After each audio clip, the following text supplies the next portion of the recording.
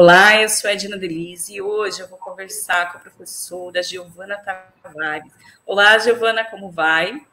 Olá, tudo bem, Edna? Primeiro, agradecer pela oportunidade de participar aí do teu canal. Tenho certeza que vai ser um bate-papo bem bacana, né? Tudo e você? Tudo certo. Deu uma travadinha aí no seu negócio, no seu áudio. É um prazer tê-la aqui, Giovana, conosco. Eu quero começar a nossa entrevista falando um pouco a respeito de ti. Giovana, você nasceu aonde? Que cidade? Que estado? Eu nasci em Itumbiara, no estado de Goiás, né? Meus pais, eles moravam em Cachoeira Dourada, que era um local onde tinha uma usina hidrelétrica. Meu avô era mestre de obras, mas lá não tinha hospital, então eu fui nascer em Itumbiara e vim morar em Goiânia a partir dos 3 anos de idade. Bem criança já. Bem criança. Que legal. Esse nosso primeiro bloco, a gente apresenta as pessoas para quem está nos vendo e ouvindo, até para que aproxime. A gente faz perguntas que as pessoas têm curiosidade de saber, mas não têm coragem de perguntar. Então, a gente vai falar um pouco a respeito disso. Giovana, você cresceu em Goiânia, passou a tua vida em Goiânia toda, ou morou em outras regiões do país ou não? Passei a vida toda, só fui morar fora aquele ano em que fui estudar na Univale, onde te conheci, né? Foi o único ano que eu passei fora, eu sou daqui, né? Trabalho aqui, constituí a minha vida profissional aqui, os meus filhos aqui, então sou daqui, me considero de Goiânia. Eu e Giovana nos conhecemos em 2007, nós fizemos mestrado juntos na Univale, no campus de Balneário Camboriú, mestrado de turismo e hotelaria, já tem tempo, né, Giovana? 2007, 14 anos faz que a gente se conhece. Exatamente, né? Edna é uma colega 14. Muito especial para mim, que é uma pessoa que logo de cara que eu fiz a prova, foi a primeira pessoa que eu conversei, né? E naquele momento a gente estava numa expectativa gigante, né? Por conta da aprovação ou não, né? Era uma época diferente das de hoje, e a professora Doris ministrou a prova para a gente lá, foi assim incrível, uma emoção, né? E a primeira pessoa que eu conversei foi com você. Aí você foi me falando, eu fiquei preocupada, falei, gente, será que eu passei? Será que eu não passei? Aí fiquei com aquela angústia, né? Mas foi assim que a gente se conheceu. Exato, né? E é uma aflição, porque é uma prova. E aí a gente se encontrar com o mito Doris Rushman, a coordenadora do programa, por qual muitos de nós tínhamos ido fazer a seleção e fazer a titulação ali por causa dela, em parte, e ser ela para aplicar aquele mito distante, de repente é o mito que está aplicando a prova, e aquele mito que fica bem sério, né, Giovana? Mas não foi? A gente levou um susto, de repente ela entra, a gente não tinha muita noção da aparência, eu não a conhecia, mas na hora que ela se apresentou, todo mundo ficou assim, se olhando, falou, eu não acredito. É surreal, né? A professora Doris vai dar a prova para a gente, é isso mesmo. E aí teve que controlar o nervosismo para fazer a prova direitinho, né? E não foi uma prova simples, né? Foi uma prova complexa, que exigiu da gente vários conhecimentos de planejamento e outros quesitos, né? Que a gente estudou durante o curso do bacharelado. Então, assim, eu considerei a prova um nível difícil. E fiquei bastante preocupada com a minha aprovação, né? Então, naquela época a gente tinha concorrência, né? Tinham vários alunos prestando. E só passaram 29. Exatamente, só. E era incrível. Eu me lembro, Giovana, como se fosse hoje. A gente foi tirando as folhas. Professora, quantas folhas a gente pode responder? Quantas vocês quiserem, mas se vocês contarem história demais, vocês estão enchendo linguiça. Isso vai mostrar para mim que vocês não sabem de nada. Eu me lembro ela dizendo isso. Ela era muito objetiva, muito prática, né? Nas falas dela, nos apontamentos, na forma como nos tratava, sempre assim, com muito respeito, com muito carinho, mas com muita objetividade. Exato. Primeira vez, aí falando do apêndice, né, disso, primeira disciplina, um seminário da professora Doris, um texto todo em inglês. Fizemos uma tradução a turma inteira. Um colega traduziu e distribuiu a tradução para todos nós. E começamos a apresentar ao trabalho, morrendo de medo dessa mulher. E ela tinha dito... Eu digo porque eu já dei tantas risadas com essa história para apresentar seminário, e a gente fizemos 4, 5 PowerPoints e fomos apresentar. E ela estava muito tensa nesse dia, e ela estava crítica. Eu disse assim, Doris, mas você não deu essas regras para nós. Ela não deu. Não pode cobrar a regra que você não deu. E ela, mas como é que tu me fala isso? Professora, quando a gente apresenta uma regra para o aluno de um seminário, a gente diz que tem que ser assim, assim, assado. A gente só cobra naquilo. Essa regra a senhora não colocou. Ela, tá bom. Aí ela mandou a gente se avaliar, lembra, Giovana? A gente dá nota para a gente mesmo. Ela olhou para mim depois. Né, para nós, né, o jeito dela, como ela lidava, né, com as questões. Mas, assim, foi um aprendizado muito grande, né? A Univale, ela foi, para mim, um divisor de águas na minha vida. Embora eu tenha feito um bom bacharelado, mas a Univale, ela me trouxe starts que eu não tinha ainda percebido, né? Então, foi uma aposta que eu fiz e que eu saí vencedora nessa aposta. E aprendeu muito de tudo, né? E aí, Giovana, assim, para ver como que é, né, esse processo, eu me lembro que ela mandou a gente avaliar. E aí mandou um colega, que eu não me lembro em quem era, mas lembro que não era você. Quanto que você dá nota para os seus colegas? Quanto você dá nota para esse seu colega? E a pessoa deu a nota dela, disse, essa é a tua nota. Deu. Eu lembro demais. Lembra disso? Eu lembro demais, nossa, foi incrível. A nota que você deu vai ser tua e da turma inteira. Deu, epa, não, eu não estou nesse pacote. E ela achava graça. Não era uma nota tão boa, né? Então, imagina. Não era, porque ela está avaliando aquele colega. Depois eu disse, professora, a senhora não colocou essa regra. A senhora refaça essa regra. Não. Eu só quero ensinar para vocês que vocês têm que ser mais sensíveis com os colegas de vocês. Por que eu estou falando isso, Giovana? Eu entrei nessa primeira parte da entrevista de particularidades, porque lá naquele momento a gente estava muito cru. Como você disse, a gente tinha feito bacharelado, mas a gente não tinha uma noção do que era uma academia de verdade. A gente não sabia a necessidade de um cuidar do outro, a necessidade de escrever junto, de publicar, saber que cada um depois ia para uma região do país, e depois que a gente ia continuar como a gente está hoje, uma sendo parceira da outra. Foi o grande ensinamento. E aí, esse vale para o ensinamento, Giovana, das pessoas que estão fazendo bacharelado hoje, que é grupo, né? Que é todos por um. E aí o tempo mostra que a gente vê, eu lembro que a gente tinha uma professora de antropologia, a professora Giovana, que ela dizia, a professora Yolanda, Giovana. Yolanda. Ela dizia, vocês vão escrever a história do turismo do próximo século, porque não tem ainda tantas teorias.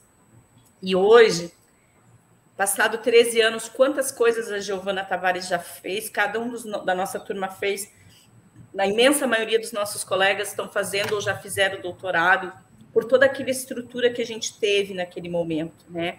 Então, por isso que eu te provoquei agora no começo para a gente trazer de volta uma parte da nossa história acadêmica de 14 anos atrás, que aqueles mestres nos ensinaram muito, a gente não entendia.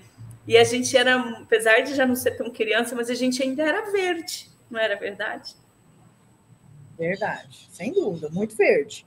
Eu fiz o bacharelado aqui, 4 anos, infelizmente, naquela época, a gente tinha aqui na faculdade que eu estudei, pouquíssimos professores que tinham formação em turismo, e só a formação não basta para o estudante, ele precisa de um professor que tenha prática, que ele tenha experiência, que ele consiga aliar aí a teoria à prática. Isso parece um discurso comum, mas, na verdade, faz muita diferença para a nossa formação, porque a gente fica meio fora da realidade.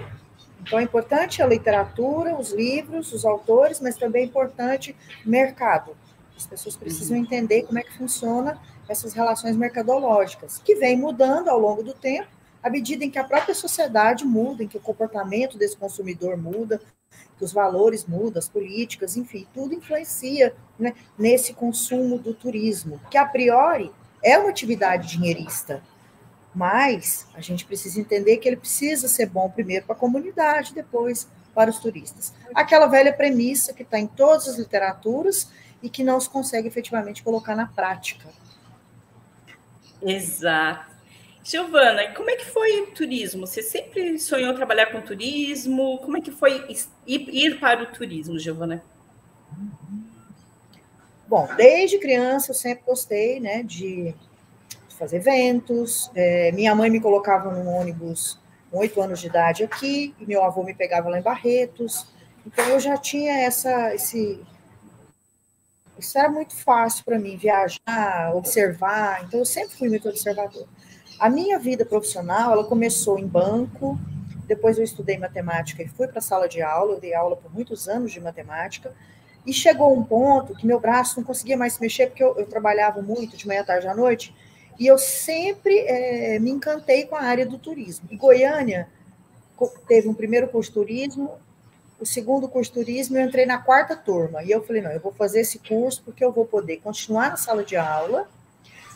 Eu tenho muito interesse em trabalhar com o turismo, mas eu não entendia muito os meandros do negócio, né? Eu achava que era uma coisa e de repente é outra. Você tem que estudar muito mais do que você imagina que tem que estudar, porque o turismo ele é multidisciplinar, ele bebe de várias ciências, então você não pode apenas pensar nele como uma atividade operacional. E quando eu fui fazer turismo, eu já tinha 30 anos.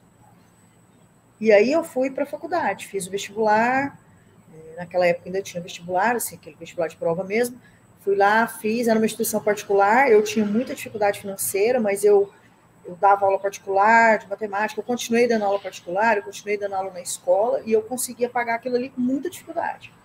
Eu só fui conseguir uma bolsa pela Organização dos Voluntários de Goiás aqui, no meio do curso. E também consegui me aproximar da coordenação a partir do momento que eu comecei a fazer as visitas técnicas do curso. Eu comecei a organizar as visitas técnicas, inclusive, a primeira que eu fiz sobre a minha responsabilidade foi para Florianópolis. Então, foi para o seu lado. Que eu nunca me imaginei que eu era pobre, assim, um pouquinho, né? A dificuldade era grande. Me imaginei ir para Florianópolis. Então, assim, eu elaborei, eu planejei, eu entrei em contato, e aí fiz um projeto e entreguei para a professora na época, coordenadora Regina Jordão, pessoa que eu devo muita obrigação, que me ajudou muito. E ela disse, ué, você que fez esse projeto? Eu falei, sim, foi eu que fiz. Mas eu já era professora há muitos anos, então eu conseguia ter o domínio da turma, eu conseguia ter aquela liderança que às vezes os professores que entram depois na docência ou que fazem coisas paralelas não conseguem. Então essa experiência de uma vida toda trabalhando em ensino fundamental, ensino médio e cursinho me ajudaram a construir a minha carreira como docente. Era mais tranquilo para mim porque eu tinha aquele domínio da sala de aula. Porque o professor, ele não pode contar só com o conteúdo, né, que ele tem intelectual, o saber dele. Ele também tem que contar com outras questões, como disciplina, controle, paciência, resiliência, enfim, uma certa organização. E aí eu tive essa facilidade por conta de ser professor uma vida toda.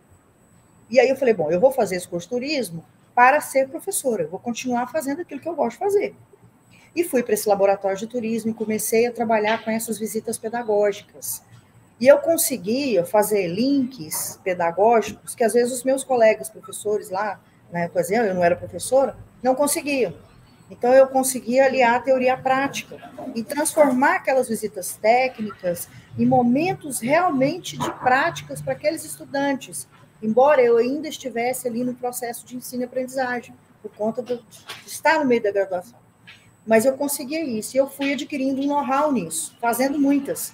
Eu me lembro que a professora, e a minha preocupação era não pagar ou pagar menos, porque eu tinha uma dificuldade enorme de pagar, era difícil para mim. E aí a professora, eu falei, professora, e o desconto, como é que vai ser o desconto? E aí ela falou para mim, não, você vai pagar nada mais não, você vai me ajudar a fazer todas. Você vai construir os projetos, você vai fazer o alinhamento com as questões pedagógicas, você vai acompanhar o grupo, enfim, você vai tocar o barco. E foi assim que eu aprendi. Depois disso, evidentemente, a minha meta era dar aula. E aí, quando foi no último semestre, eu já comecei uma pós-graduação paralela, era possível na época, e foi em 2005, exatamente, dia 5 de janeiro de 2005, eu dei minha primeira aula de turismo, num curso profissionalizante da Microlins. E aí eu venho, né, traçando aí uma trajetória de trabalho, porque mesmo que eu não tivesse, naquele momento, as devidas condições financeiras, eu me fazia presente em tudo que era possível se fazer presente. Porque eu tinha aquela máxima, né? Quem não é visto não é lembrado. Então, eu gastei anos da minha vida para o meu nome se firmar no mercado. Mas não é só isso. São ações, são atividades, são entregas que você precisa fazer para a sociedade, para o seu estado, para o seu aluno, para o local de trabalho. Então, é muito importante isso. Então, foi assim que eu fui conquistando. Eu tive empresa de turismo pedagógico por um tempo, eu trabalhei em diversas faculdades aqui do estado, como Instituto Federal, Faculdade Objetivo, Faculdade Lions, a PUC, na Católica, Faculdade Cambori, onde eu estou até hoje, e aí eu fui construindo, né, essa base, né, essa aproximação com o mercado. E sempre estive presente, porque eu não me via apartada do mercado. Eu entendia que eu tinha que ler os livros, que eu tinha que estudar, que eu tinha que escrever, mas que eu também tinha que entender o mercado. Então, as visitas técnicas me aproximaram da realidade do mercado. Qual que é a realidade do mercado? Como que essas empresas trabalham, né? O que está no livro, efetivamente, é o que acontece ali no dia a dia, né, da empresa, né? Como é que elas funcionam de forma estratégica? Como é que é o pensamento estratégico dessas empresas? Como é que o turismo se desenvolveu no Brasil ao longo desse tempo? É como a professora disse, a gente vem aí observando, encontrando dificuldades, apresentando também soluções, porque esse é o nosso papel, principalmente. Críticas são muito importantes, mas a gente precisa olhar para o turismo de uma forma mais profissional, porque o turismo ele é uma atividade profissional, ele é uma prestação de serviços. E é claro que, antes disso, vem quem presta o serviço. E aí vem toda a questão lá do Sistur, né, que a gente estava comentando aí, que é ecológico, é social, é político, é cultural, é econômico. Isso tudo tem que ser observado. Todos esses links têm que ser feitos, porque senão a gente não consegue desenvolver uma atividade profissional. Exato. Giovana, mas você não parou aí. O mestrado terminou em 2009. Eu me lembro que foi 27 de outubro de 2006 que saiu a nossa lista. Porque depois eu gravei essa data tão feliz que a gente passou. E de passar, e aí em 2007 a gente começou e fomos até 2009. Mas a Giovana não parou. Depois a Giovana continuou a carreira, tanto na academia quanto no mercado. Mas tem um outro momento. Você está fazendo doutoramento agora, não está? Está fazendo doutorado. Estou fazendo. Aonde é? Eu demorei um pouco, eu fiz algumas especializações. Só as especializações, gestão em turismo e hotelaria, eu fiz uma em marketing, eu fiz uma em coach, eu fiz uma em projetos e outra em políticas públicas. E aí, o doutorado eu faço na Universidade Federal de Goiás, no programa de performances culturais. E aí eu trabalho... Está escrevendo em que área? Com turismo. O meu objeto mas que tema do turismo você está trabalhando a tua tese?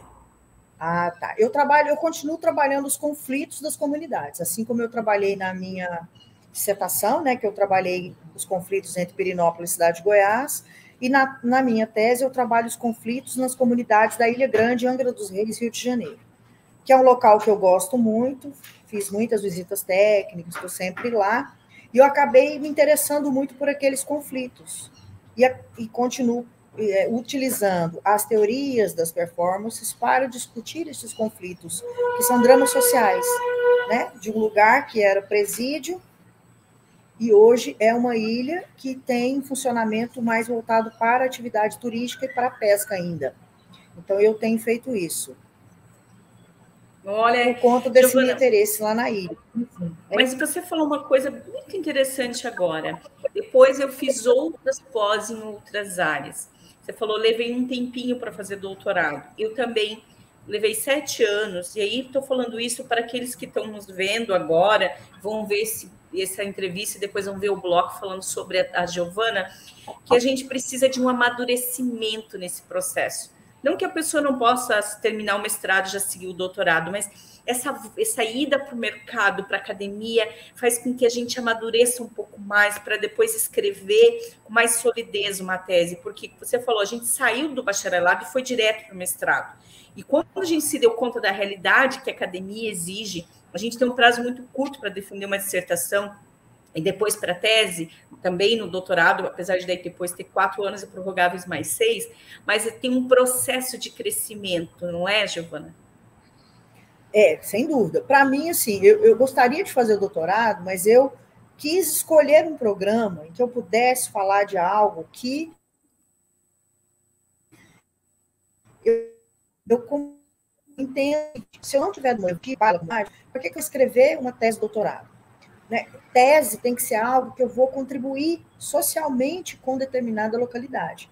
Então, como eu acabei adquirindo um apego muito grande por aquela região, e as minhas observações, a partir das visitas que eu fazia com os meus alunos de turismo, de eventos, grupos de gastronomia que eu levava lá, ou mesmo turistas, porque eu ainda faço isso, eu levo pessoas para conhecer Ilha Grande e proporciono experiências diferenciadas. E aí eu comecei a entender que era importante eu estudar aquilo ali de forma mais profunda. Então, trabalhar com aquelas comunidades, entender quais são as dores, né? E os conflitos que eles têm baseados no modo de vida que eles levam ali, em função de um monte de coisa, em função das dificuldades de você morar numa ilha e ter que buscar tudo no continente, em função da mudança comportamental mesmo, das pessoas, da chegada de novas comunidades que vão se instalar ali naquele local e que gera conflito, porque ela acaba modificando a cultura local, interferindo em algumas coisas, trazendo novas culturas, evidentemente, mas isso tudo é muito interessante do ponto de vista da antropologia, da sociologia e do turismo. É importante a gente entender até que ponto essa atividade econômica, dinheirista, ela modifica a dinâmica de uma sociedade. Exato. Então, a Ilha Grande tem 18 comunidades. Eu estou estudando 4 comunidades. Eu escolhi 4 comunidades. E é como se eu estivesse fazendo 4 teses, porque são 4 lugares completamente diferentes um do outro. Eu nem imaginava que existiam tamanhas diferenças. Eu só fui observar isso à medida que eu fui fazendo minhas entrevistas, que eu fui entendendo essas comunidades. Então, assim, uma tese realmente ela exige muito da gente. Eu demorei para fazer porque eu fui para o mercado, fiz algumas especializações, inclusive para me manter na faculdade, porque nós temos uma restrição hoje muito grande aqui em Goiânia de faculdade de turismo. Quando eu me formei, em 2003, nós tínhamos 17 faculdades de turismo aqui em Goiás. Hoje a gente tem uma ou duas. Uma, que é o Instituto Federal, que continua se mantendo, porque é o ensino público, e a gente tem aí alguns cursos EAD. E uma presencial ali na cidade de Goiás, que é um curso de turismo e patrimônio. Então, assim, reduziu muito. Ou seja, a minha empregabilidade, ela ficou comprometida. Ou seja, eu precisei investir em outras áreas do conhecimento para continuar me mantendo. Então, como eu tenho facilidade com gestão, por ter sido gestor em banco e ter formação em matemática e ter um conhecimento de gestão e estatística, eu fui para outros rumos. Né? Aí eu fui para o rumo da gestão, que também está totalmente vinculado ao turismo. Então, assim, eu me especializei, eu estudo, eu leio, eu dou aula de planejamento estratégico, eu dou aula de pesquisa de mercado, hoje na faculdade, e sou considerada uma boa professora. Por quê? Porque eu estudo o tempo todo, porque tudo é muito dinâmico, muito ágil. Então, o turismo é um dos pontos, né, de estudo meu, mas eu também tenho que olhar outras áreas, do comércio, dos serviços e outras, para poder, inclusive, ter condição de discutir com meus alunos na hora que eu estou na sala de aula. Então, assim, hoje eu dou aula para gestão comercial, marketing, administração, eventos, gastronomia, enfim, a faculdade ela me solicita e eu vou lá e faço a minha parte. Interessante as coisas que a professora Giovana Tavares tem falado para a gente. Olha só, fazendo um resumo desse nosso bloco, a Giovana começou a falar de lá na infância, que a mãe mandava para a avó, viajava, aprendeu a gostar. Depois foi para a área da matemática, e depois fez essa transição para o turismo. Essa é uma dica muito interessante para quem está querendo migrar agora de atividade, mas ao fazer o bacharelado, ela foi para o mestrado e ela sentiu a necessidade de pós-graduação para manter a empregabilidade. E essa é uma coisa que nós no turismo precisamos muito, porque qualquer pessoa de outras áreas entra na nossa área e às vezes a gente fica perdido. Nós temos a formação, mas nem sempre o mercado nos absorve. Isso a gente vê muito isso na área de gestão pública, em outras áreas. Então, aí tem uma dica muito interessante. Esse amadurecimento para chegar no doutorado, como ela acabou de dizer, eu tenho uma tese que são 4, na verdade, é um estudo de caso múltiplo, né? Você está estudando 4 destinos, e toda essa formação vale como uma dica para você que está aí pesquisando, que clicou no YouTube para conhecer o perfil profissional da professora Giovana Tavares. As dicas da professora Giovana são muito valiosas, porque antes de a gente começar a entrevista, eu disse, Giovana, as pessoas veem a professora Giovana Tavares de 2021. Elas não conhecem as dificuldades financeiras, as dificuldades emocionais, a dificuldade de sair de Goiânia e vir para Santa Catarina e deixar os filhos e deixar a família, e a dificuldade de depois, será que eu volto para casa e eu tenho emprego na minha cidade, eu investi tempo e dinheiro, e questões que as pessoas agora estão passando por isso, numa transição de pandemia, faço mestrado, não faço, faço doutorado, não faço. Esses investimentos, eles são muito, muito importantes para quem está pensando em se reposicionar no mercado, porque a empregabilidade, ela é real, né, professora Giovana? Ela é dinâmica, então, ou você não sabe, como você acabou de dizer, você tem que saber debater com os teus alunos, então você tem que, aquilo que a gente aprendeu há uns anos atrás, hoje, em alguns casos, está obsoleto. Exatamente. Quando eu dava aula para ensino fundamental, eu assistia Malhação. Aí minha filha, mãe, você assiste Malhação, as pessoas vão, você conta isso para ninguém, não. Eu falei, minha filha, se eu não assistir Malhação, como é que eu vou conversar com esse povo? Não tem jeito de eu conversar com essas crianças, não. Eles têm uma linguagem deles lá própria, eu tenho que estar no meio, senão eu não consigo me aproximar. E eu fazia isso na época, entendeu? Eu tinha essa sensibilidade, né? E a gente precisa ter isso. Quando eu percebi que o turismo foi ficando complicado, a empregabilidade, isso antes de eu vir aqui para Goiás Turismo, né? Eu falei, eu vou fazer investimento em outras pós-graduações. E aí eu fiz, porque tudo complementa, me ajuda, inclusive, a entender melhor, né, as dificuldades, né, do turismo, as dificuldades do desenvolvimento, do crescimento dessa atividade. Por que a gente ainda não consegue ter esses controles? Agora, vir aqui para o observatório aconteceu em 2014. Porque eu estava no SENAC, na faculdade SENAC, lá eu tinha a coordenação do curso de turismo e a coordenação de um curso de pós-graduação que eu consegui formar 5 turmas, que era gestão de empreendimentos turísticos e eventos. Então, eu montei esse projeto, alguns professores, inclusive, aí da Univale, vieram dar aula aqui para mim, né, professor Francisco, a professora Doris, inclusive, no começo me ajudou, né, a pensar um pouco as minhas ideias, e eu tive esses apoios, isso é muito importante, né? Bom, exato. Fiz essa pós, em algum momento o SENAC não, infelizmente, acabou, né, aquela parte do turismo, e aí eu já estava aqui na Goiás Turismo. A Goiás Turismo é um concurso que eu recuperei, porque eu lembro que eu te falei que trabalhei em banco, então no banco era um banco do Estado, era Caixa Econômica, Caixeco. E aí eu tinha esse concurso, ele foi liquidado extrajudicialmente, e 23 anos depois nós recuperamos o nosso concurso. Então eu tinha um colega que estava aqui já, na Goiás Turismo, o observatório, ele nasceu lá no SENAC, de um grupo de professores, do qual fazia parte, de um projeto que foi financiado pela Fundação de Amparo e Pesquisa do Estado, e em 2008 ele nasceu lá, eu estava lá, um ano depois que eu vim da Univale, porque eu fiquei um ano lá na Univale, 2007, 2008 eu vim, voltei algumas vezes, porque tinha que voltar, mas eu vim trabalhar, ajudei a fazer esse projeto, e quando foi em 2014 eu vim para o Estado, e meu colega estava aqui na coordenação, ele falou, você vai voltar mesmo para o Estado? Eu falei, vou. Então você vai ficar comigo lá? Aqui não chamavam de observatório, eles chamavam de IPTUR, que era Instituto de Pesquisas Turísticas.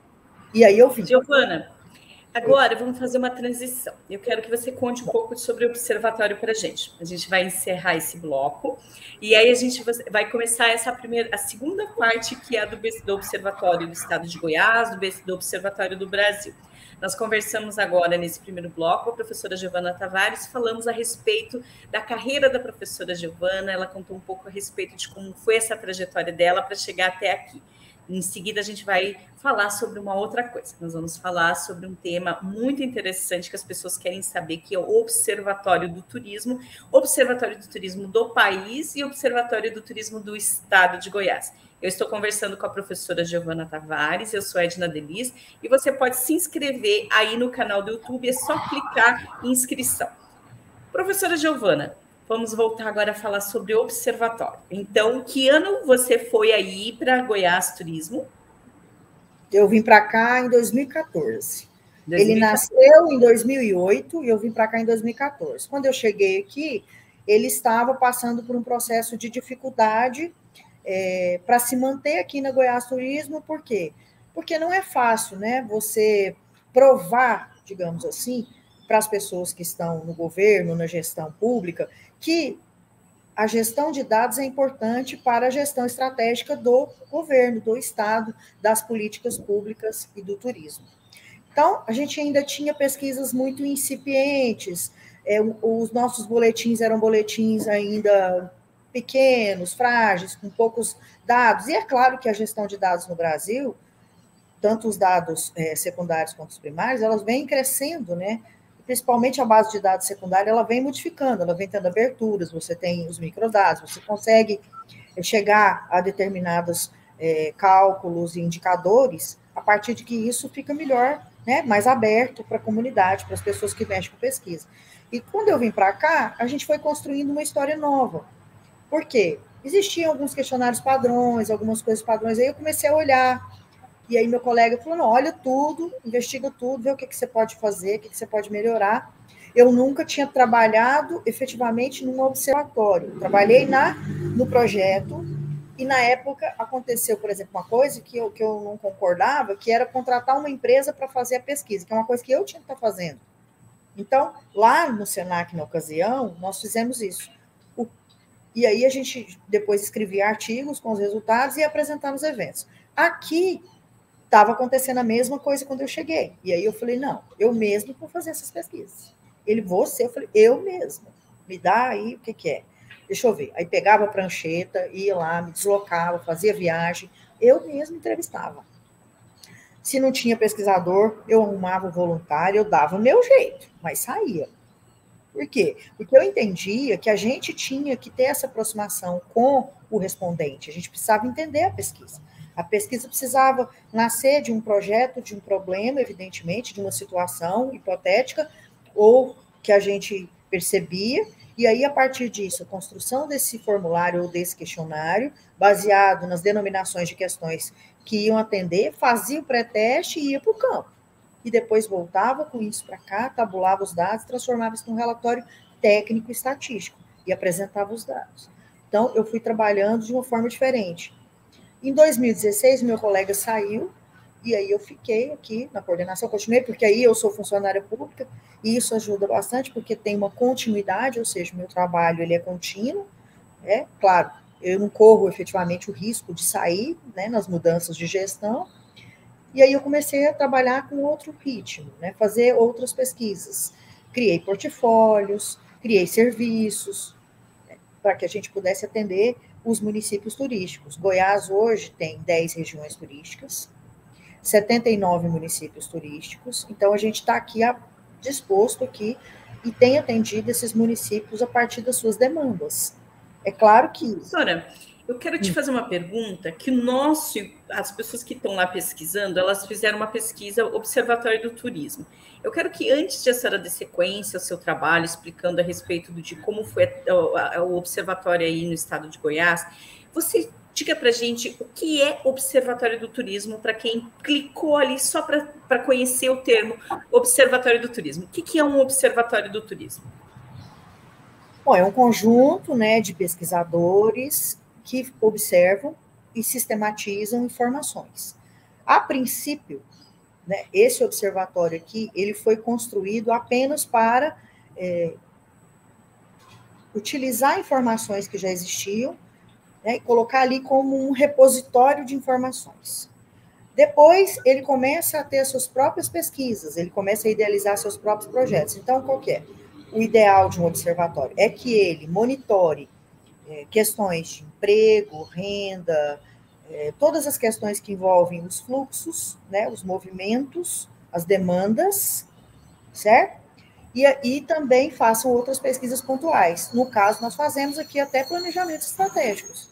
Como eu tenho uma vasta experiência em trabalhar com isso na universidade, eu acabei trazendo para cá uma sistemática, um jeito de fazer, uma oficina prática, participativa, que eu consigo extrair ali do discurso daquelas comunidades um planejamento estratégico simples, utilizando ali questões simples, como, sei lá, missão, visão, valores. Eu coloco os objetivos estratégicos, crio aí os pré-projetos, e aí, a partir desses desenvolvimentos, eles conseguem startar. Aqui a gente criou até planilhas, né? Nós temos aqui um estatístico, um economista, são meninos extremamente competentes, trabalham comigo. Temos design, já tivemos outros profissionais aqui, mas, como eu disse, concursada sou só eu. Então, às vezes, essas trocas, elas acontecem. É claro que isso abala um pouco, né, a nossa estrutura, mas a gente tem muitos pesquisadores voluntários, pessoas que fazem pequenos trabalhos que vão me ajudando a construir essa história. Então, não é uma tarefa simples. Ex-alunos, novos alunos, pessoas que contribuem de alguma forma, fazendo mapas, fazendo pesquisas de campo. Então, a gente tem várias pessoas que contribuem com a gente aqui. Isso é muito importante, Edna. Não tem como a gente consolidar um trabalho dessa envergadura do Observatório do Estado de Goiás se eu não tiver parcerias, e se eu não tiver em sinergia com esse mercado.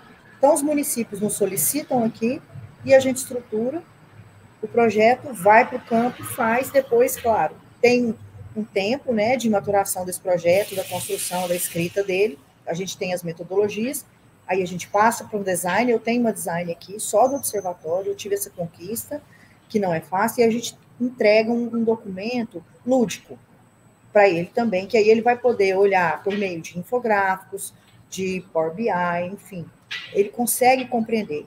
Porque o maior gargalo que a gente tem dos observatórios hoje é justamente transformar aquilo que foi construído, dado, em uma atividade, uma ação estratégica, em realmente algo que vai primeiramente, olhar para aquele número e falar, peraí, se eu posso fazer isso, aí eu vou utilizar essa técnica, enfim, isso é que é o mais difícil, é o gestor utilizar isso para ser mais assertivo nas suas decisões, na tomada de decisão. Essa é a parte mais complicada, que é uma parte que eu tenho pensado muito, porque aqui eu penso muito, estou aqui para isso, para poder melhorar a minha gestão, melhorar os números, melhorar essa luz aí que eu preciso dar para empresa privada e empresa pública, que nós temos aqui pessoas que consomem o nosso observatório, jornalistas, estudantes, pesquisadores, a própria Goiás Turismo, na sua gestão, as empresas particulares, os municípios. Então, a gente precisa fornecer para eles, além do dado ali, também como ele vai fazer isso. Então, essa é a minha grande meta ultimamente, né? Tentar desenvolver um programa de... eu tenho aqui um programa que eu criei, que é a Academia do Turismo, que é justamente isso, né? Transformar esta informação em gestão para ele, em dados, em práticas, né? Hoje a gente tem tudo isso na administração, né? Tem tanta coisa que pode ser feita, planos estratégicos, planos de negócios, uma melhor maneira de fazer a gestão. E é isso que que é a minha luta, porque a gente já conseguiu um know-how bacana aqui, a gente consegue aí entregar bastante boletins semanais, quinzenais, a gente tem um compilado anual, a gente está com vários planos. Então, assim, a dificuldade que a gente tem é justamente essa, fazer com que esse dado ele não fique só bonito ali no site da Goiás Turismo, nas abas do observatório, que as pessoas realmente utilizem para poder nortear a sua gestão. Esse é que é o nosso grande impasse. Tem aplicabilidade, né, professora? Giovana, você falou agora um pouco de como foi a criação do Observatório do Turismo do Estado de Goiás, você falou um pouco das regiões turísticas de Goiás, dessa questão dos seus colaboradores, das pessoas que trabalham contigo. E como é a diferença, para quem está nos vendo agora e que teclou para saber a respeito de observatório, como é essa dinâmica com o Observatório do Turismo Nacional? Como é que são essas esferas no âmbito nacional? Gina, desculpa, mas eu não estou conseguindo te ouvir, está travando um pouquinho. Professora Giovana, eu quero que você explique, por favor, a dinâmica do Observatório Nacional do Turismo. Você vai ter que escrever ela para mim aqui no chat, eu não estou conseguindo te ouvir direitinho. Vamos lá, agora acho que melhorou. Eu quero entender como é a dinâmica do Observatório Nacional do Turismo. Você explique para as pessoas que teclaram a respeito disso, a rede. Então, a Rebote, Rede Brasileira dos Observatórios de Turismo, ela nasceu ali com o professor Gândara, José Gândara. Ele é o idealizador, juntamente com o professor Osíris Marques, professor João Evangelista e o Ítalo do Ministério do Turismo. Ela nasce com eles e aí a gente vem desenvolvendo essa rede, que é uma rede de compartilhamento de informações e dados, principalmente de metodologias, de dinâmicas. Então, aquilo que você falou lá no começo, a rede consegue trabalhar em rede. Desde o princípio, né, a gente vem trabalhando com essa troca de informação. É difícil, porque são doutores, são grandes pesquisadores que estão na rede. Então, essa coisa da vaidade é uma coisa que a gente deixou de lado. Então, a gente assumiu um compromisso de trabalhar junto, de fortalecer a pesquisa no país. Esse é o nosso papel. O Brasil é grande, continental, 27 unidades da federação. Como que o Ministério do Turismo faria ou vai fazer para poder reunir essas informações? Os observatórios, eles logisticamente, eles ajudam a reunir essas informações, porque eles já fazem esse trabalho nos seus municípios, nos seus estados, né? Hoje a gente está aí com 58 observatórios do turismo vinculados à rede brasileira de observatórios do turismo, e a crescente disso é muito grande. A gente só cresce em relação a isso. As pessoas começaram a respeitar, começaram a entender, começaram a utilizar os dados. A pandemia nos trouxe essa aproximação com as pessoas, por conta dos eventos remotos, virtuais, os webinars. Então, a gente tem um start na rede. 2020, pandemia, esse evento aconteceria em Goiânia, seria o 4º encontro presencial. Como teve a pandemia, então, foi sugerido que eu fizesse online. E esse evento, ele teve muitos desdobramentos, outros eventos, e a gente começou a circular na rede online, na internet, no Instagram, no Facebook, enfim. E as pessoas começaram a conhecer esses pesquisadores. Porque, assim, é uma rede de pessoas extremamente competentes. São pessoas que têm habilidades excepcionais. Então, são trabalhos maravilhosos. E a gente começou a compartilhar isso. Cada um no seu estado estava lá, quietinho, isolado. Ninguém sabia quem era esse pessoal. Aí, de repente, agora todo mundo conhece. Todo mundo tem acesso a esses trabalhos. Todo mundo sabe que existe uma rede de mais de 50 observatórios que funcionam efetivamente. Só que em status diferentes. Tem observatório na universidade, tem observatório nos conventions bureau, tem observatório nos municípios e tem observatório nos estados. E até no Sistema S.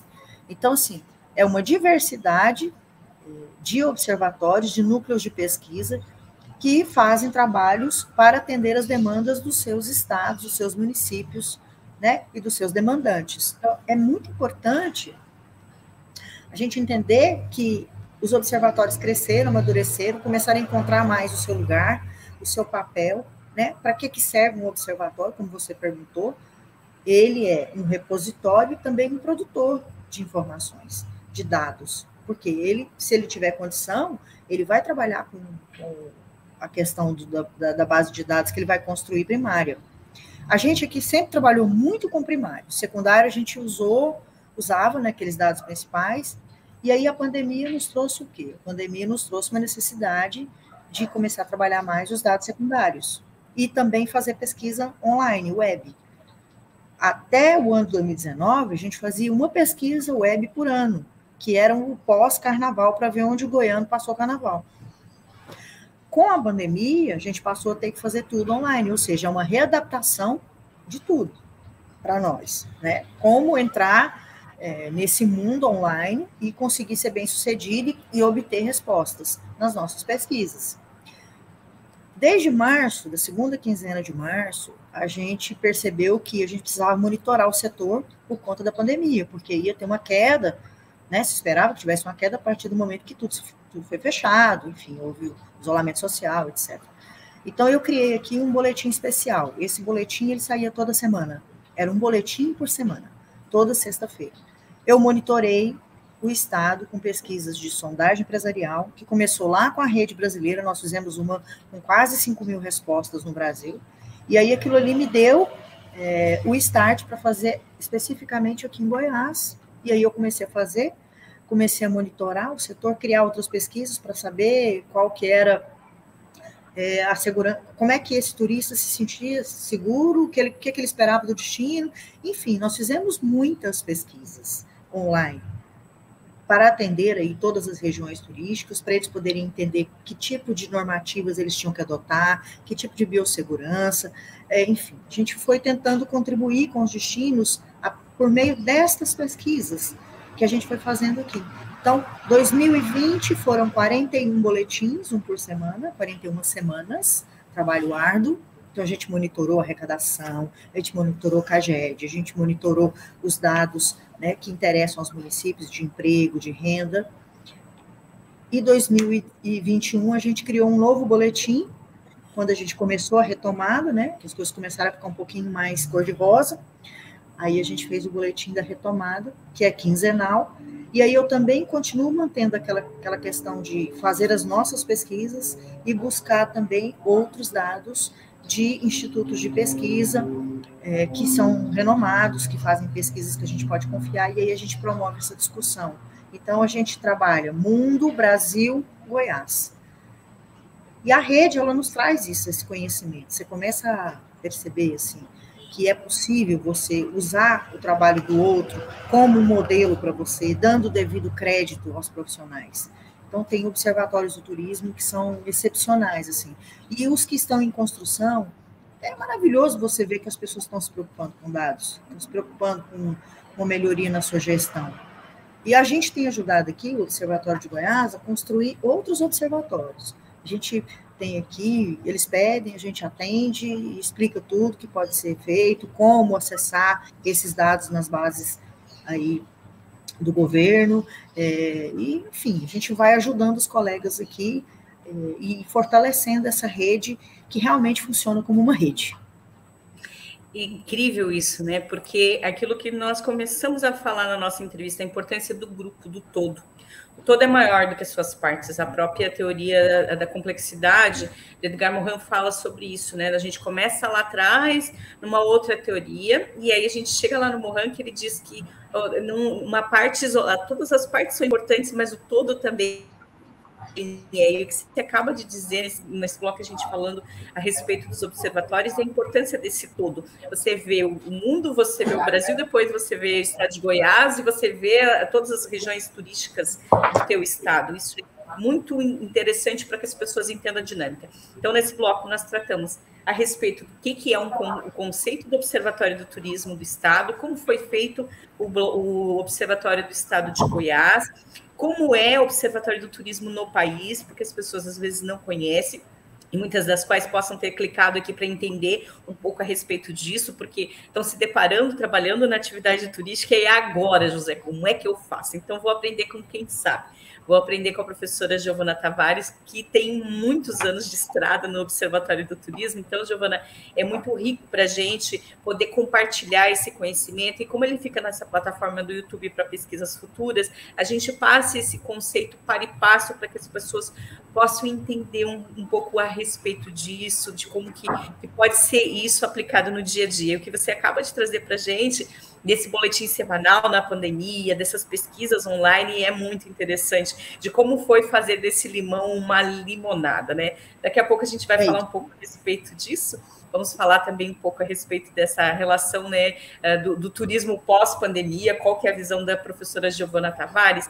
Mas agora, na sequência, Giovana, a gente vai falar sobre uma outra curiosidade. Uma curiosidade muito legal. Nós estamos fechando esse bloco sobre o Observatório de Turismo com a professora Giovana Tavares, e nós vamos falar agora, a partir de agora, vamos falar sobre o turismo no estado de Goiás. Muitas das pessoas que vivem no Brasil conhecem algumas regiões do Brasil e pensam em Goiás, pensam no quê? O que está no inconsciente das pessoas no estado de Goiás? As pessoas falam de música, falam de gastronomia, falam de vários lugares, mas tem algumas pessoas que talvez queiram conhecer um pouco mais do estado de Goiás, e agora eu quero que você apresente o estado de Goiás. Para quem quiser saber o que é o turismo do estado de Goiás, apresente o teu estado para as pessoas que estão nos vendo e ouvindo, professora Giovana Tavares. Vamos. O estado de Goiás, né, região centro-oeste, é um estado de muita diversidade. Então, a gente tem aqui cidades históricas, patrimônios, água quente, água salgada, a Chapada dos Veadeiros, né, que é uma região extremamente bela, né, onde o cerrado é algo assim fenomenal. É um estado muito diverso. É até complicado você escolher, assim, quando você vai pensar, nossa, como é que eu vou vender esse estado, né? Como é que eu vou promover isso? Recentemente eu fiz aqui para Goiás Turismo uma pesquisa de branding, justamente por quê? Porque a Goiás Turismo ela tá no momento em que ela amadureceu e ela entende que ela precisa promover um estado que tem tanta diversidade, de tantos recursos diferentes, e como ela vai fazer isso, né? Então, é para direcionar mesmo, porque é um estado rico. Rios, cachoeiras, lagos, cidades patrimônio, cidades como Goiânia, onde nós temos uma gastronomia excelente, excepcional, onde nós temos mais de 30 parques, praças. Então, a gente tem tudo isso aqui.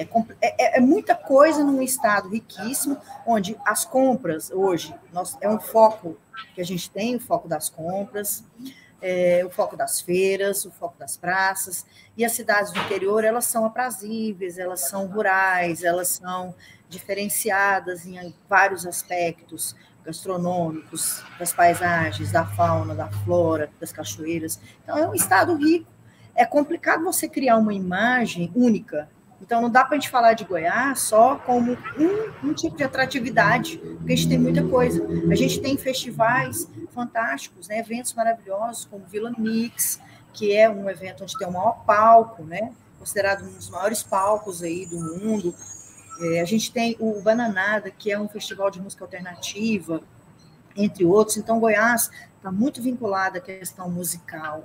E a gente não está só no sertanejo, a gente está em outras qualidades de música também. Então, a gente tem isso aqui muito diverso, né? Goiânia, por exemplo, tem como slogan Goiânia Pulsa, porque Goiânia é tão cultural, é tão multicultural, é tão diferente, e as pessoas têm, às vezes, uma imagem que é uma cidade pequena. Nós temos uma cidade com quase 2 milhões de habitantes, né? Uma cidade que tem um patrimônio art déco. O nosso centro aqui, ele é todo em art déco, são construções belíssimas. Goiânia é uma cidade extremamente urbanizada e arborizada. Então, tem tudo isso. Cidades como Pirenópolis, cidade de Goiás, Caldas Novas, Rio Quente, o próprio Rio Araguaia, né, fica na cabeça das pessoas, aquela imagem belíssima daquele pôr do sol, de tudo que pode proporcionar. Então, é tanta coisa envolvendo um estado tão rico, tão especial como o nosso, e a gente tem tentado trabalhar essa imagem da melhor forma possível. Por isso, essa pesquisa recentemente, isso fazendo já uma relação com o observatório. A gente tem contribuído com isso, porque para a gente ser mais assertivo nas nossas promoções, na nossa divulgação, para que as pessoas conheçam realmente Goiás, né? De vários pontos de vista, de vários olhares, porque é rico.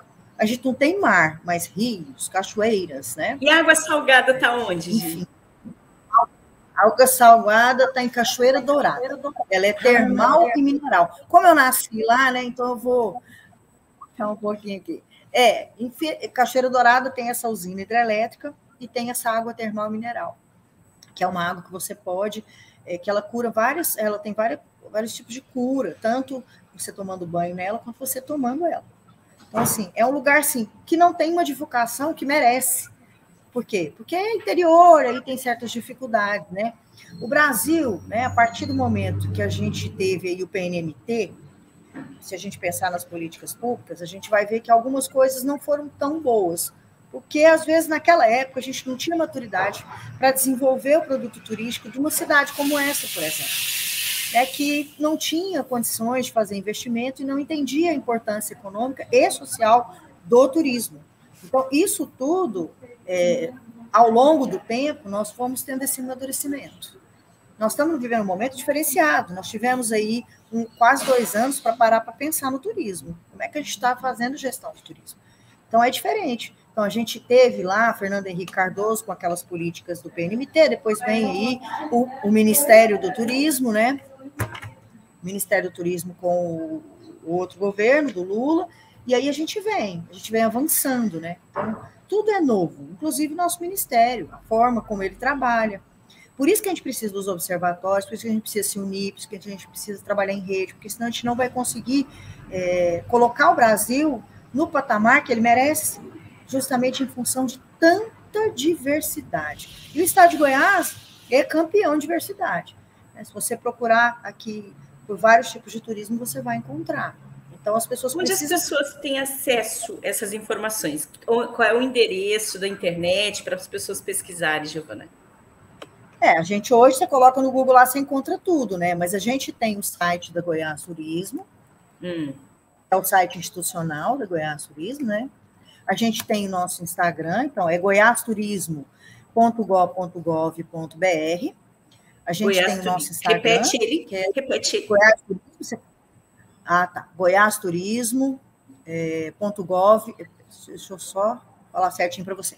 goiasturismo.gov.br, que é o site institucional. Lá a gente tem as informações. Nós temos os Instagrams, né? Tem o Instagram. Lembra? Quer dar uma olhadinha para a gente? Agora, vai olhando e vai falando, vai olhando, vai pesquisando aí daqui a pouco o endereço do Instagram, porque essas redes são múltiplas, né? Tanto o YouTube quanto o Instagram. E quem está pesquisando diz assim, professor, eu queria que a senhora me dissesse como é que eu pesquiso com o teu olhar. Então, o teu olhar está me levando ao site, o teu olhar está nos levando ao Instagram. E aí esse endereço é muito rico, porque depois a Gislaine coloca ele na barra para as pessoas verem, pesquisarem, para poder saber um pouco mais. A gente tem o Goiás Turismo, o Goiás Turis, Goiás Turismo mesmo, Goiás Turismo Notícias. Esse sai todas as ações que o Estado aqui, a partir do Goiás Turismo, promove, inclusive as do Observatório, porque a gente tem aí semanalmente publicação de mapeamentos situacionais dos municípios. A gente faz esse mapeamento, estamos fazendo 79 municípios, e a cada 15 dias a gente tem o boletim da retomada, entre outras pesquisas que a gente lança. Aí também nós temos aqui todas as ações que são feitas aqui pela presidência da Goiás Turismo, e pelos colegas, os diretores, os gerentes, então você consegue acompanhar aqui as ações da Goiás Turismo. Esse é o Notícias, né? Aí a gente tem o outro. Peraí. Olha só, então, esse você tem as notícias que acontecem no estado de Goiás no Instagram. Depois você pode clicar lá e pesquisar como uma fonte de pesquisa. Agora a professora Giovana está procurando o outro Instagram aí para a gente colocar. Achei. O outro é Goiás Turismo, que é o perfil oficial, né? Esse sim vai mostrando todas as nossas atratividades e atrativos, imagens, depoimentos. É belíssimo, né? Você vai encontrar aí um estado de Goiás extremamente diversificado. Então, é importante que as pessoas entrem para entender quais são os nossos recursos naturais, os nossos recursos culturais, os nossos serviços.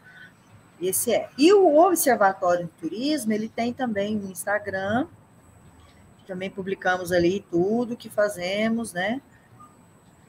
Que é o Observatório do Turismo -Goiás. Aí nesse a gente coloca todas as pesquisas que a gente faz, todas as atividades, os trabalhos, os boletins que a gente publica. E é isso. Temos muitos planos de crescer, de continuar fazendo muitas pesquisas, né? O nosso sonho é poder pagar as pesquisas, né? Pagar os pesquisadores, não as pesquisas, né? Que a gente não pode cobrar, não cobra nada, porque é Estado, mas a gente gostaria de remunerar os pesquisadores.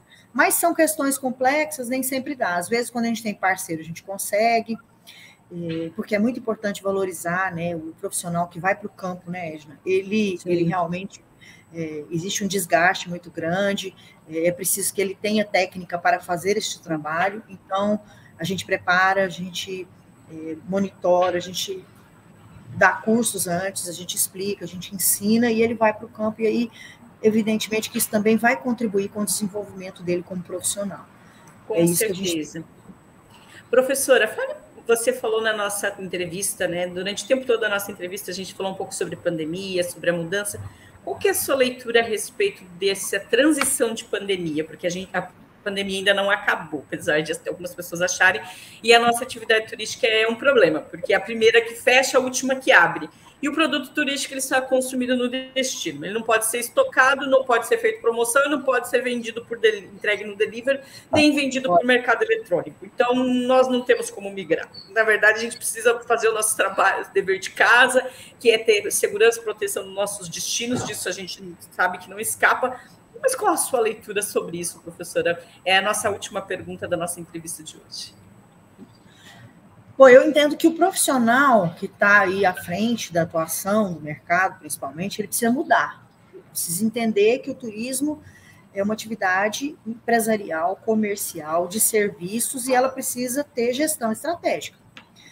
Então, você precisa entender que não dá para fazer turismo ganhando hoje para almoçar e jantar amanhã. Você precisa ter plano de negócios, você precisa ter capital de giro, você precisa ter reserva, você precisa trabalhar de forma estratégica, olhando este mercado, né, monitorando esses stakeholders para que você possa entender, compreender. A maioria das empresas, Edna, está tão preocupada com o operacional que não consegue pensar no nível estratégico. Então, a gente precisa passar por isso. Tem que olhar o tático, tem que olhar o estratégico, senão você não consegue evoluir e crescer. A pandemia nos trouxe tempo para refletir e compreender que precisamos ser mais profissionais. Então, o turismo ele precisa ter mais profissionalismo, no sentido de quê? Monitoramento. É como você pegar aquela teoria lá da administração que chama PDCA. Então, você tem que ter o planejamento, o desenvolvimento, o controle e o acompanhamento. E isso tem que ser contínuo. Você não pode esquecer disso. Você precisa estar atento ao concorrente, atento às políticas públicas federais, estaduais, atento, né, ao consumidor, principalmente, o que ele quer, o que ele deseja, e fazer com que a sua empresa ela funcione efetivamente e que ela cumpra aquilo que ela se propôs a fazer, basicamente. Então, às vezes, você tem ali, né, uma empresa que diz tal coisa no site, você chega lá, não tem esse serviço. Então, a gente precisa se profissionalizar. Isso é se profissionalizar, é cumprir minimamente aquilo que você se propôs a fazer. Eu acho que a pandemia trouxe para quem se interessou em estudar, em entender, em compreender a complexidade do turismo, da atividade, que é uma atividade que tem uma cadeia produtiva complexa, é uma cadeia produtiva que depende uma coisa da outra para ela acontecer, então a gente tem que acompanhar tudo. Não dá para gerir uma atividade de forma amadora. Nós temos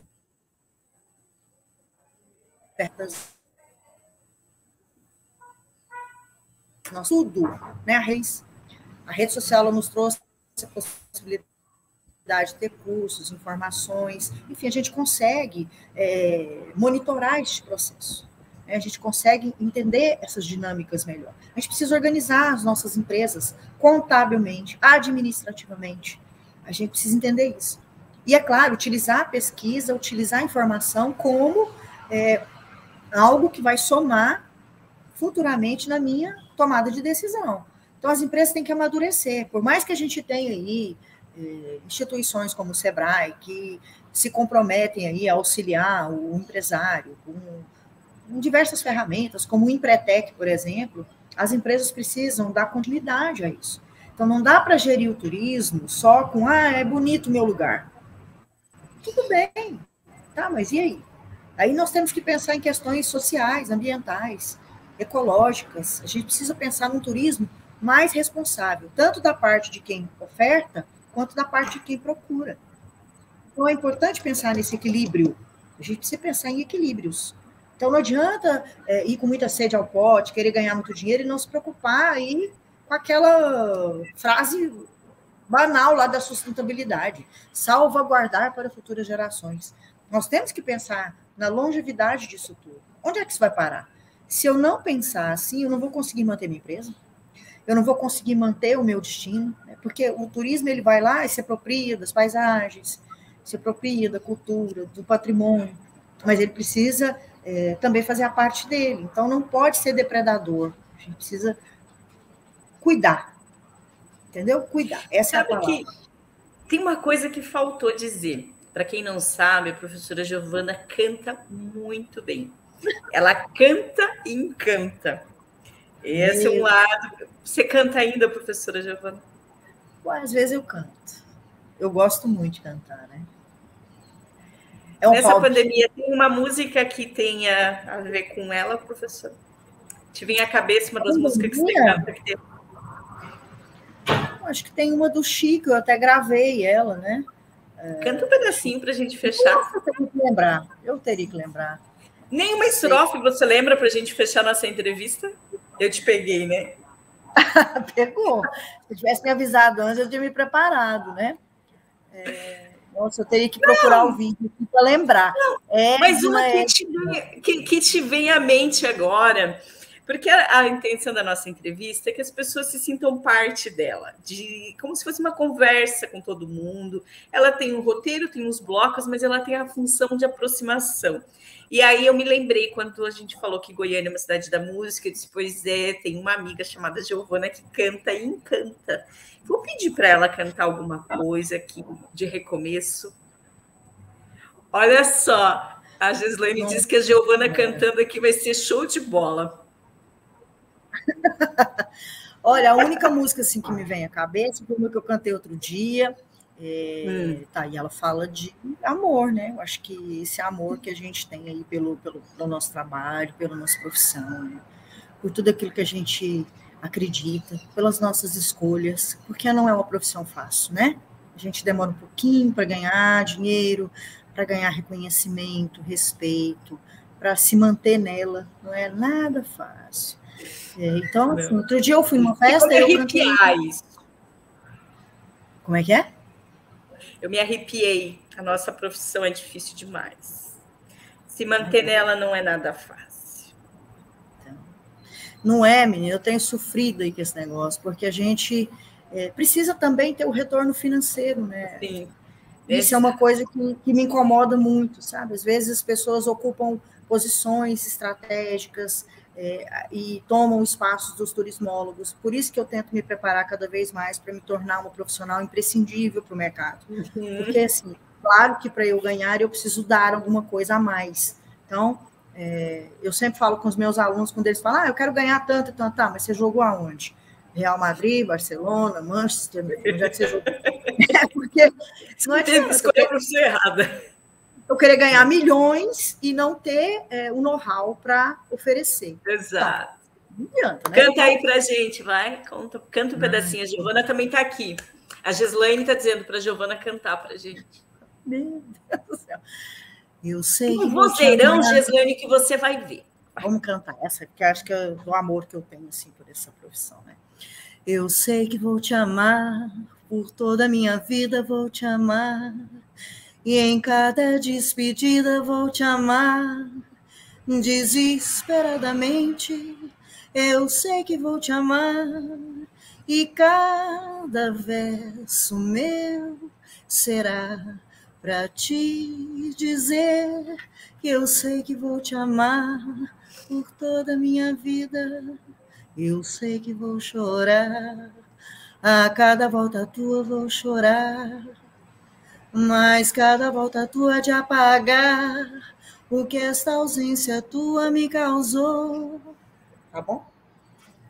Eu chorei, Giovana, as lágrimas caíram, foi lindo demais! Demais! Você me pegou de surpresa, eu tenho que esquentar a minha voz. Eu sabia disso e eu pensei, puxa, eu não pensei nesse assunto, mas eu não posso deixar escapar. A Giovana, Gislaine está lá, a Giovana assim, uau! Ela acabou de descrever lá, uau! Eu vou mandar um vídeo meu para sabia. vocês no particular para fazer mais jus aí, tá? Vamos fazer. Vamos fazer tá depois uma gravação de uma música. Professora Giovana, muito obrigada. Aprendemos muito contigo, falamos a respeito de muitas coisas ricas, falamos um pouco da tua carreira, falamos do Observatório do Turismo do Estado de Goiás, do Observatório do Turismo do Brasil, falamos do turismo de Goiás, falamos um pouco acerca da sua percepção dessa transição de pós-pandemia, coisas muito ricas. Essa entrevista vai ficar na íntegra no YouTube e ela vai ficar em blocos de cada um dos temas que nós falamos. Então, depois, quando ela for ao ar, todos vamos ter um link para poder compartilhar, tanto dos blocos quanto também da entrevista. Muito obrigada, professora Giovana Tavares. Eu que agradeço a oportunidade de poder estar com você. Você sabe da minha admiração pelo seu trabalho, pela sua pessoa. Felizmente, aí a gente manteve contato. E eu tenho também reencontrado os meus colegas ali da nossa turma da Univale. E é bom demais a gente crescer, né? A gente hoje está em outro patamar, num outro momento, um momento mais maduro, inclusive para a gente continuar aí mantendo a nossa rede bem unida. Um beijo, viu? Obrigada, viu, Gislaine, pela oportunidade mais uma vez com você. Obrigada, professora Giovana, obrigada, Gislaine, obrigada a você que está nos vendo, você que vai ver ao longo dos anos, muito obrigada. Eu sou a Edna Delis e hoje entrevistei a professora Giovana Tavares.